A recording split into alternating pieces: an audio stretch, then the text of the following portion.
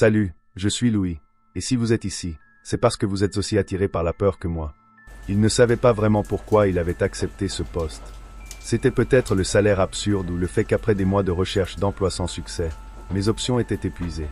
Ce que je savais, c'est que, dès le premier jour où j'ai mis les pieds dans cette vieille usine, quelque chose m'a dit que je ne devrais pas y être. L'usine s'appelait Northern Industrial Metal, ou quelque chose comme ça. Le nom était gravé sur une plaque rouillée accrochée de manière précaire au-dessus de la porte d'entrée. Le bâtiment lui-même était abandonné depuis des années, du moins c'est ce que je pensais. Les fenêtres étaient sales, beaucoup d'entre elles étaient brisées, et les immenses portails métalliques pendaient à leurs gonds comme s'ils avaient été forcés à plusieurs reprises. Mon travail consistait à examiner et cataloguer l'ancien inventaire qui se trouvait encore à l'intérieur depuis que l'entreprise avait vendu le bâtiment à une entreprise de construction qui prévoyait de le démolir pour en faire des copropriétés. J'étais censé entrer, examiner le matériel restant et dresser une liste de ce qui pouvait être récupéré. Cela semblait simple, mais il y avait un détail qu'ils ne m'ont pas dit lors de l'entretien. Personne, absolument personne, ne voulait y entrer. Le premier jour, je suis arrivé sur place vers 8 heures. J'ai été surpris qu'il n'y ait aucune surveillance ni aucune autre personne travaillant sur le processus. Tout était de ma responsabilité. Une fois entré dans le bâtiment, le silence était assourdissant. Je pouvais presque entendre mon propre souffle rebondir sur les parois métalliques de l'usine. L'écho de mes pas était la seule chose qui m'accompagnait. La première partie de l'usine était un grand espace vide, où devaient se trouver les plus grosses machines. À mesure que j'avançais, l'odeur du métal rouillé et de l'huile rance devenait plus forte. La lumière entrait à peine par les fenêtres sales et les quelques lampes fluorescentes qui pendaient encore au plafond clignotaient par intermittence. L'atmosphère était lourde, étouffante. Ce n'était pas seulement la poussière ou le sentiment d'abandon, mais quelque chose de plus profond, quelque chose qu'il ne pouvait pas expliquer. C'était comme si l'endroit lui-même respirait, comme s'il y avait quelque chose dans l'ombre qui me cachait et m'observait. La première fois que j'ai entendu les chuchotements, j'ai cru que je perdais la tête. J'étais dans l'une des sections les plus anciennes de l'usine, en train de fouiller dans quelques cartons quand, tout à coup, un bruit sourd et lointain m'a fait m'arrêter. C'était comme si quelqu'un, au loin, parlait à voix basse, murmurant des mots inintelligibles. J'ai éteint la lampe de poche et j'ai écouté. Pendant quelques secondes, le son a disparu et j'ai été convaincu que c'était simplement le vent qui s'infiltrait à travers les fissures du bâtiment. Mais ensuite, je l'ai entendu à nouveau, plus près cette fois. Le son était doux, presque imperceptible, mais indubitable. Un mélange de murmures et de respiration profonde, comme si quelqu'un chuchotait juste derrière moi. Je me suis retourné brusquement, éclairant ma lampe de poche dans toutes les directions. Mais il n'y avait personne. Seules les ténèbres et les ombres immobiles de l'usine. J'ai décidé que c'était suffisant pour la journée. J'ai emballé mes affaires et je suis parti, sentant un poids étrange sur ma poitrine qui n'a disparu que lorsque j'ai quitté le bâtiment. Cette nuit-là, je n'ai pas pu dormir. Le bruit des chuchotements résonnait dans ma tête. Pour une raison ou une autre, je ne pouvais m'empêcher de penser à cette usine. Il n'y avait absolument aucune raison d'y retourner, mais je savais que je devais le faire. Quelque chose m'a attiré vers cet endroit, même si je ne comprenais pas ce que c'était. Le lendemain, je suis revenu. L'atmosphère était encore plus oppressante qu'avant, et cette fois le silence était presque douloureux. J'ai dû travailler en passant en revue d'autres boîtes et outils plus anciens. Pendant que je travaillais, mon esprit s'est égaré vers l'histoire du lieu. Personne ne m'avait beaucoup parlé de l'usine, mais son abandon soudain m'avait toujours paru étrange. Selon certaines rumeurs qu'il avait entendues, quelque chose de terrible s'était produit ici il y a des années, mais personne ne savait avec certitude quoi. Vers midi, alors que je rangeais quelques vieux papiers, j'entendis à nouveau des chuchotements. Cette fois, ils étaient plus clairs, comme si quelqu'un était juste à côté de moi et marmonnait quelque chose dans une langue que je ne comprenais pas. Un frisson me parcourut le dos. Je me suis retourné lentement, espérant trouver quelqu'un. Mais il n'y avait que moi. J'ai rassemblé mon courage et j'ai décidé de suivre le son. Je ne sais pas pourquoi je l'ai fait. Peut-être était-ce par curiosité, ou peut-être par un sentiment de besoin de faire face à ce qui se passait. Les murmures m'ont guidé vers une porte rouillée que je n'avais jamais remarquée auparavant. C'était au fond d'un débarras, partiellement recouvert d'étagères. J'ai hésité avant d'ouvrir. Quelque chose en moi m'a dit de ne pas le faire. Que quoi qu'il y ait derrière cette porte ne devait pas être découvert. Mais je l'ai fait quand même. Derrière la porte, il y avait un escalier qui descendait dans un sous-sol sombre. L'air était épais et une humidité dense imprégnait l'atmosphère. Je suis descendu lentement, lampe de poche à la main, éclairant soigneusement chaque marche. Le bruit des chuchotements augmentait à chaque pas qu'il faisait, et bientôt ce n'était plus de simples chuchotements. C'était un mélange de voix, de cris et de cris étouffés. J'ai senti ma respiration s'accélérer et la sueur commencer à couler sur mon front. En arrivant en bas des escaliers, j'ai trouvé une porte métallique. Elle était légèrement entrouverte et, à travers la fissure, je pouvais voir une faible lumière vacillante à l'intérieur. J'ai pris une profonde inspiration et j'ai poussé la porte avec précaution. Ce que j'ai vu à l'intérieur m'a laissé paralysé. C'était une grande pièce sombre avec des murs en béton fissuré. Au centre, il y avait une énorme machine rouillée et couverte de poussière. Mais le plus inquiétant n'était pas la machine, mais ce qui l'entourait, des figures humaines. Au début, je pensais que c'était des mannequins, mais en m'approchant, j'ai réalisé que c'étaient des corps, ou ce qu'il en restait. Ils étaient assis sur des chaises, alignés devant la machine, la tête penchée en arrière et la bouche ouverte dans un cri silencieux. Leurs yeux vides fixaient le plafond, et un mélange de terreur et d'agonie se lisait sur leurs visages. La puanteur de la mort et de la décadence remplissait l'air et j'ai dû me couvrir la bouche pour ne pas vomir. Je reculai, trébuchant sur mes propres pieds, quand un bruit me fit m'arrêter net. L'un des corps a bougé. Je ne sais pas comment c'était possible, mais j'ai vu comment l'un de ces corps, celui le plus proche de la machine, tournait lentement la tête vers moi. Sa mâchoire bougeait étrangement, comme s'il essayait de parler, mais la seule chose qui sortait de sa bouche était un léger murmure, à peine audible, mais suffisamment clair pour être compris. « Ne nous quitte pas !» Mon corps a réagi avant mon esprit. J'ai couru hors de cette pièce, j'ai monté les escaliers aussi vite que possible, sans me retourner, j'ai traversé l'usine jusqu'à atteindre la sortie. L'écho des murmures me suivait, comme si les murs eux-mêmes répétaient les paroles de ces corps. « Ne nous quitte pas !» Je suis monté dans la voiture et j'ai roulé sans but, m'éloignant le plus possible de l'usine. Je ne pouvais pas arrêter de trembler. Mon esprit essayait de traiter ce que j'avais vu, mais je ne parvenais pas à trouver une explication logique à cela. Qui étaient ces gens? Que leur était-il arrivé? Et c'était quoi cette foutue machine? Cette nuit-là, je ne suis pas rentré à la maison. J'ai dormi dans un motel bon marché de l'autre côté de la ville, mais les rêves ne me laissaient aucun répit. Je rêvais de l'usine, des corps, de la machine. Dans mes rêves, la machine démarrait et les corps se mettaient à bouger, rampant vers moi en murmurant mon nom. Je me suis réveillé trempé de sueur, avec le sentiment que je n'étais pas seul.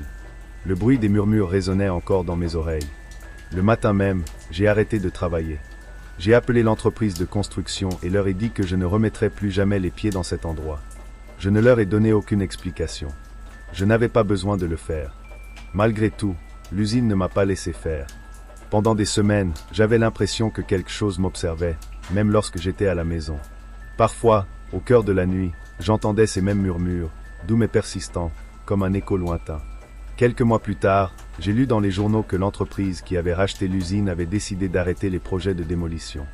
Apparemment, plusieurs ouvriers avaient démissionné après avoir fait état d'étranges expériences à l'intérieur du bâtiment. L'usine fut de nouveau abandonnée, et avec elle, les secrets qu'elle cachait. Mais je connais la vérité. Je sais que quelque chose restait là-bas, dans cette pièce sombre, en attente. Et le pire, c'est qu'à chaque fois que je ferme les yeux, j'entends l'écho de leur voix. Ne nous quitte pas. Avant de continuer, si mon contenu vous plaît, laissez votre like, abonnez-vous et dites-moi à quelle heure vous osez écouter ces histoires macabres. Maintenant, sans autre interruption, continuons. Prêt pour la prochaine histoire? J'ai toujours travaillé dans des usines. Le bruit assourdissant des machines, l'odeur du métal chaud et la poussière flottant dans l'air étaient mon pain quotidien. Cependant, lorsque l'usine dans laquelle j'avais travaillé pendant plus de 15 ans a fermé ses portes, j'ai été obligé d'accepter un emploi dans une usine que tout le monde en ville connaissait, mais dont personne ne voulait parler. Mécanique salle de riche. J'avais entendu des rumeurs à propos de cet endroit. Des histoires qui circulaient dans les tavernes, lors des réunions de famille, mais je n'y ai jamais prêté beaucoup d'attention. Après tout, il y avait toujours des gens qui avaient peur de ce qu'ils ne comprenaient pas. Mais quand je suis arrivé dans cette usine, quelque chose en moi m'a averti que je n'y étais pas à ma place. L'usine était fermée depuis plus de 30 ans. Selon eux, une série d'incidents inexpliqués ont contraint l'entreprise à fermer ses portes. Bien qu'elle n'ait jamais été rendue publique, la rumeur la plus répandue était que plusieurs travailleurs avaient disparu sans laisser de traces. Cependant, avec la demande croissante dans l'industrie métallurgique, l'usine a rouvert ses portes sous une nouvelle direction. Le fait qu'ils cherchaient désespérément à embaucher des gens et à très bien payer suffisait à me faire ignorer toute superstition. La première fois que je suis entré dans l'usine, l'endroit m'a semblé étouffant. Ce n'était pas tant l'atmosphère que le sentiment que quelque chose n'allait pas, comme si la structure même du bâtiment voulait m'expulser. L'entrepôt industriel était immense, bien plus grand qu'il n'y paraissait de l'extérieur. Les vieilles machines, bien que rouillées, étaient pleinement opérationnelles. L'air était épais d'un mélange d'huile et de moisissure, et l'écho des machines résonnait comme un murmure constant en arrière-plan. L'équipe d'ouvriers était petite, une dizaine de personnes seulement. Il n'y avait aucun visage familier, mais ils semblaient tous discrets. Personne ne parlait beaucoup, sauf pour le strict nécessaire. C'était comme si quelque chose dans cet endroit avait vidé tout désir d'interaction humaine. Mes premières semaines se sont déroulées normalement. J'ai été affecté à l'une des presses hydrauliques de la partie ouest de l'usine. Tout se passait avec une normalité monotone. Mais c'est au cours de la 3e semaine que des choses ont commencé à se produire que je ne pouvais pas expliquer. C'était un mardi soir et il m'avait mis dans l'équipe de nuit, ce que presque personne ne voulait prendre. Je ne comprenais toujours pas pourquoi, mais avec le salaire qu'il me proposait, cela ne me dérangeait pas de travailler la nuit. Mais ce soir-là, l'ambiance était différente. Il n'y avait pas de vent dehors, mais les grandes fenêtres vibraient, comme si quelque chose pressait de l'autre côté. Le bruit des machines, qui était normalement un rugissement constant, semblait plus silencieux, comme si quelqu'un avait réglé le volume. Au milieu du quart de travail, alors que je vérifiais l'une des presses, je l'ai entendu pour la première fois. Un cri. Il venait de quelque part au plus profond de l'usine, au-delà des zones auxquelles j'avais accès. Au début, j'ai pensé qu'un des autres travailleurs avait peut-être eu un accident, mais lorsque j'ai posé la question à la radio, personne n'a rien signalé. En fait, ils semblaient tous irrités par ma question, comme si j'avais évoqué quelque chose qu'ils préféraient ne pas entendre. J'ai ignoré ce qui s'était passé, mais la même nuit, j'ai de nouveau entendu le cri. Cette fois, c'est beaucoup plus clair. Ce qui m'a glacé le sang, ce n'était pas le son, mais ce que je ressentais quand je l'entendais. Une présence. Le sentiment que je n'étais pas seul, que quelque chose ou quelqu'un m'observait depuis l'ombre. Les jours passaient et chaque nuit de travail à l'usine devenait plus inquiétante. Je me retrouvais souvent à regarder les ombres, dans l'espoir de voir quelque chose bouger, mais chaque fois que je concentrais mes yeux, il n'y avait rien. Les lumières clignotaient constamment et les bruits des machines commençaient à me paraître plus humains. C'était comme si les presses et les perceuses ne produisaient pas seulement du métal, mais reproduisaient des cris et des gémissements. Fou, me suis-je dit, mais je ne pouvais pas ignorer ce sentiment. Une nuit, alors que j'étais seul dans la zone ouest, j'ai décidé d'enquêter par moi-même. Il n'y avait pas beaucoup de circulation dans cette partie de l'usine et le superviseur ne nous surveillait pas, alors je me suis aventuré dans une section qui était fermée depuis mes débuts. Les portes métalliques qui menaient à cette partie étaient scellées, mais avec un peu de force, j'ai réussi à les ouvrir. À l'intérieur, l'air était beaucoup plus lourd, les lumières ne fonctionnaient pas bien et le sol était couvert de poussière. Les machines de ce côté de l'usine étaient complètement mortes, rouillées, comme si elles n'avaient pas été touchées depuis des années. À 45 ans, j'étais un homme célibataire avec peu de chance dans les relations, et le fait de tomber sur une si belle femme, me révélant ses grands secrets, m'avait fasciné. À partir de ce moment, j'ai choisi d'être son collaborateur autant que possible, et mon travail était simple. Il était de plus en plus fréquent d'entendre des sanglots demandant de l'aide et des cris qui déchiraient la douleur. J'ai juste attendu quelques minutes, et lorsque les plaintes ont cessé, j'ai prévu de regarder ce qui s'était passé. J'ai toujours été confronté à la même situation. Situation pénible et douloureuse. Des hommes décapités, mutilés, pâles comme du papier, avec parfois des fragments attachés autour de la tombe et même sur les arbres. Au début, j'étais mort de peur, mais ensuite j'ai pris cette habitude et c'est devenu une habitude pour moi. J'ai supposé, comme vous tous qui écoutez mon histoire, que toutes ces actions violentes avaient été provoquées par la jumelle vivante, Maria Dolores, et n'étaient pas liées au crime organisé comme je le pensais au départ. Je ne me souciais plus d'appeler la police, mon supérieur ou qui que ce soit pour signaler ce qui se passait, car je savais d'avance que cela ne ferait que créer des ennuis. J'ai souvent capturé des images et des vidéos de toutes les scènes de crime, mais elles restaient énigmatiques. Les images ne montraient rien, absolument rien. Il me semblait que moi seul pouvais capturer tout ce qui s'y passait. Peut-être pensez-vous que je suis empêtré, mais ce n'est pas le cas et je ne vous mentirai pas. Je n'ai jamais abandonné l'idée que je l'étais. Cependant, j'ai remarqué que les informations locales mentionnaient un tueur en série qui tuait des hommes au hasard. On ne savait pas avec certitude s'il s'agissait d'un homme ou d'une femme, mais les autorités savaient seulement qu'ils avaient tous été arrêtés à la sortie des bars ou des cantines miteuses. Ils montraient souvent des images ou des portraits verbaux des victimes, et j'avais aussi l'occasion de les reconnaître par des caractéristiques particulières que j'observais toujours dans les corps, même lorsqu'ils étaient, dans la plupart des cas, mutilés. Après avoir vu à plusieurs reprises les corps sans vie des victimes, j'ai réalisé que lorsqu'un crime était sur le point de se produire, la température dans le cimetière baissait considérablement. Ainsi, un jour, j'ai eu un léger rhume. Mon amour, qui s'intensifiait de jour en jour pour Maridol, comme je l'appelais affectueusement, m'a fait ressentir l'urgence de la voir. Par conséquent, je me suis dirigé vers la tombe où se trouvait sa sœur et je me suis caché derrière un cercueil à proximité. Environ 30 minutes se sont écoulées lorsque j'ai entendu des rires, et dans l'obscurité, un couple a émergé, marchant entre rire et flirt. C'était Marie-Dole avec un homme. À ce moment-là, j'ai ressenti un fort battement de mon cœur et une crise de colère m'a submergé. Mais c'était peu, puisque je ne savais pas que quelque chose de plus grave allait se produire. Peu à peu, les baisers ont empiré en intensité, puis j'ai observé que Marie-Dole et son amant se déshabillaient à leur tour et s'abandonnaient au péché de luxure. À cet instant, je me sentis s'effondrer et une fureur m'envahit immédiatement.